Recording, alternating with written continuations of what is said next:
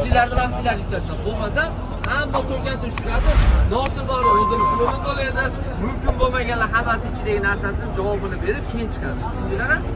Kelganlar Rossiya birinchi marta kelayotganlar metrgani ili ko'k pasportni rasmini bo'lsa telefonda ko'rsatib o'tib ketdinglar. Birinchi marta chiqisizmi? Rasmi bormi?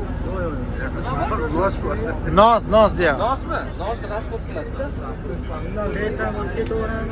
Ha, hozir yerda 10 ming 20 ming so'raydi. Naryoqda 200 ming so'ras bo'lib ketdi.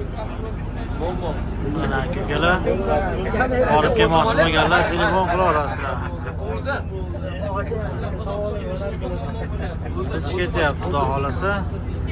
Olib kelmoqchilar, rang patisham. alimenti borlar.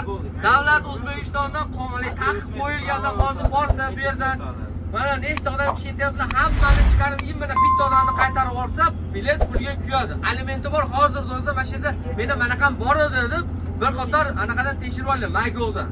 Tushundinglar-a? Taqiqi borlar chiqolmaydi. Tavakkal ketayotgan bo'lishi mumkin-da.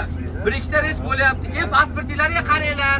Dadasini pasportini, xotinini pasportini, o'zini pasportini o'rniga apigalar bo'lib qolyapti. Shunaqa holatlar ko'p kuzatildi-da bizda. Shuning uchun iltimos.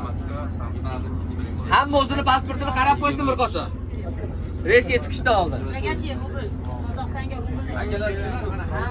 Mana akalar, xudo xolasa reyslarimiz bo'lyapti mana.